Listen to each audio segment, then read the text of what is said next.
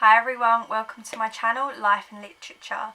My name's Emily and today I'm going to be doing a non-spoiler review of The Thursday Murder Club by Richard Osman. If this is something you'd be interested in, then please keep on watching.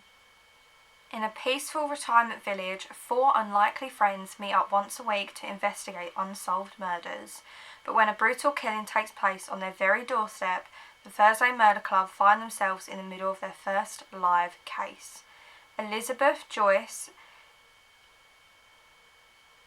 Ibrahim and Ron might be pushing 80, but they still have a few tricks up their sleeve. Can our unorthodox but brilliant gang catch the killer before it's too late? This book, I can't begin to express how much I loved it. I got this as a Christmas present because I have usually a list of books that I want, and I kind of suggest to family members what kind of stuff I'm into or what I'm looking at. My mum saw this, obviously saw that it was Richard Osman for one thing. If you don't know, he is a TV presenter in the UK, most famously known for Pointless, the show. And this is his first novel. Now, I was sceptical because I find sometimes with presenters or people in the TV industry always at some point end up writing a book, and 9 times out of 10 when I've read them, not everybody, but when I've read the books, they haven't been my favourite. Now this, I can't begin to express how amazing this book is and how everybody needs to read it. It is honestly the right kind of detailed, intricate writing with compelling story, lovable characters, twists and turns at every single corner, and you never know what the next scene's going to be. You never know what's going on between each character. Even when it's told from a character's perspective, I still had no idea half the time what was actually going on, and also who the killer was. So in The Thursday Murder Club, it's about four unlikely friends all at a retirement village in the UK. Now firstly, I loved the fact that he talked, Richard Osman talked a lot about different areas in the UK, and being from the UK and being to quite a lot of them, it was really nice and comforting reading about areas I already know, and I could picture them in my head. I know how wide and beautiful the countryside can be, so as soon as he started expressing that in some aspect, I was already on board. Now with the four characters, they are all completely different, yet their bond to try and do good and not sit on their arses. They don't want to knit, they don't want to bake cakes, well, except one. They don't want to just fall into that lifestyle of just relaxing. They want to mentally challenge themselves. And it starts off with a gentleman called Ian, who you find out has a wife. He's in his 50s, and I'm not giving too much away, but he isn't the nicest of men. And then you also meet a gentleman called Tony, and again Tony seems a bit of a criminal. He's not the nicest either. And firstly, it really puts you into a full sense of security because, I'm not going to say who, but one of them talks about how he's going to die. He literally references he is going to get killed and he knows it. However, in a few pages later, the other character dies and gets murdered. So you're kind of left with this instantly, knowing that you're not the smartest one in the room here. I straight away made a note and was like, okay, well, one of them is preempting his death. I didn't trust it. It did feel a bit like a misdirect. But then I didn't think one of them would die instantly within the first chapter. But they do, and then the rest of the entire story is getting to the bottom of how they got murdered, who murdered them, and the background of all these characters, because you never feel safe about any of them.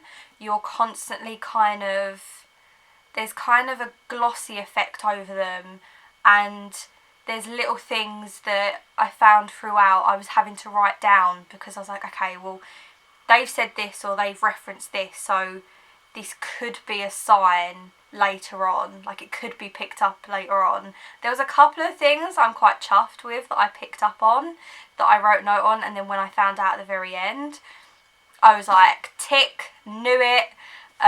Still didn't see it fully coming at all.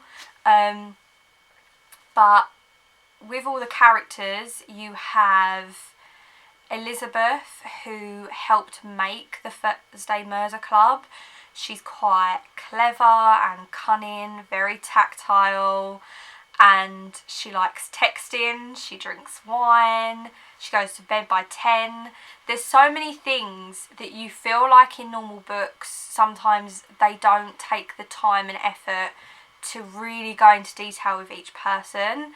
They kind of focus on the main character, and that's why I feel like in a lot of murder mysteries you get derailed with who you think the killer is, because you find that there's always one maybe that they tell more about, whereas in this there is constant nuggets of information about all of the characters, not just the four main ones who are investigating the murder, but you have two policemen as well, a gentleman and a lady, who are both investigating. You find out little quirks about them, you find out more about the person that was killed, more about the killer, more about so many people, that by the end of it I had no clue who the murderer could be. I had notes on every single person, and still had less notes on that person than some of the others. But again, no spoilers, I'm not giving it away, because everyone needs to read this. I'm not going to stress that enough. It is a bit of a chunky book, but I read this in, I want to say, one evening. It took me about 3 or 4 hours, because I did keep stopping to write notes. Now, as well as learning about Elizabeth, you learn about Joyce, the other lady. Now, Joyce is told at some points from first person. She's writing a diary, which straight away just made me feel like we were already so connected with her as a character. Elizabeth is almost, as a person, standoffish, so it was amazing to kind of see that her writing about when she was dealing with a situation was third person, because she's not bringing you in, she's not keeping you personal to her, because that's the type of person she is. Whereas Joyce is very caring and loving and just an overall softie. So for her character to be writing a diary, to talk to us, was very much in time with her character. I feel like Richard done such a good way of showing these characters, not just by telling us about them, but showing them how they deal with a situation, especially in the kind of way of explaining their stories. Now, Joyce is the sweetest little woman I've ever read in every book. I've read a lot of books, and I've read a lot of love stories, a lot of drama, a lot of crime, a lot of fantasy. I've never met a character so undoubtedly just a joy to read. He managed to get her so incredibly spot on. I'm going to read you just a little bit, just to show you how adorable she is. If today was anything to go by, this whole murder investigation is going to be the most enormous fun. It has been a long day, and whether it's got any closer to us catching blank's killer, I'll let you decide. I think Joanna, which you find out is her daughter, saw a different side of me today, or maybe I saw a different side to myself through her eyes. Either way, it was very pleasant. The village is nearly dark now. In life, you have to learn to count the good days, you have to tuck them in your pocket and carry them around with you.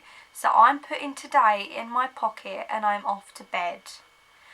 I will just finish by saying that back at Charing Cross, I nipped into Marks and bought a couple of gin and tonics in a can.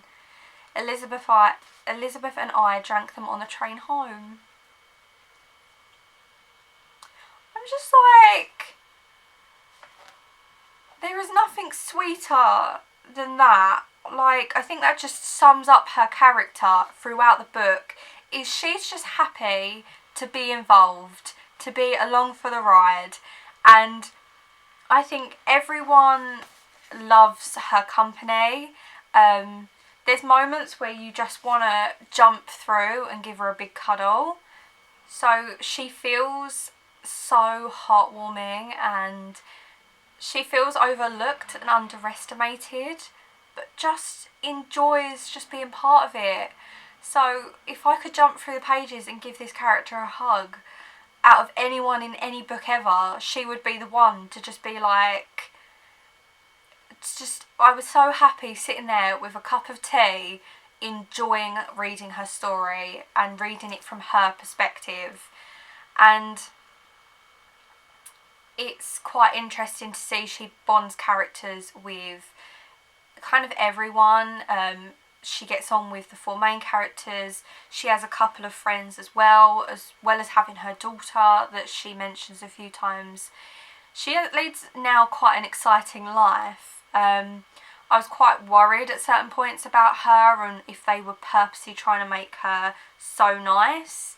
But you find out more as the time goes on that not every character is to meet the eye, and they all develop in so many different ways that, yeah, I never stopped. I have a full list of notes on my phone, so if you would like a full spoiler video about this book, then I'm more than happy to do one. I really can't say, I feel like, much more without talking too specifically about all the characters and about their place in all of this. It's massively like a jigsaw, and it was one of them moments where after I read the book I did sit for a good half an hour and just processed all of the information. But I feel like that was so worth it, because when it sunk in, it just really expressed to me how amazing this story has been written. And for Richard Osman's first book, first novel, he's had an amazing amount of reviews and praise for this. And there is a second book. He is doing a second book. They've released that there will be a second one. I don't know if it's coming out everywhere. I know it's coming out towards the end of the year, apparently. The front page hasn't been shown yet, or a blurb or anything, so I don't know if it'll be the same characters or completely new characters. But if you can, you need to have this book on your shelf. Even just the design of it itself, I just think is lovely. And it's taken me a little while to get to it because I was in the middle of a couple of other books, and then I kind of wanted to kind of sit with it for a little bit and think about all the things and write down all the notes that I had to see if I was even close to who I thought it was, which I wasn't at all. And I think that's a good thing. I think you want to read a murder mystery with the intent of wanting to be able to say, oh, I know who it was all along, but secretly you didn't, because if you knew all along, then it's not a very good book. And I can see why this became a bestseller. So if you can, definitely would recommend this book. I really enjoyed it thoroughly. It was smart and funny, thrilling, and it was just such a compassionate, warm-hearted book, even though it's about murder. So I think that just shows the incredible writing skills of Richard Osman. So I hope you enjoyed this review. If you did, please hit the like button and subscribe if you haven't done so already, and I will see you in the next one. Bye.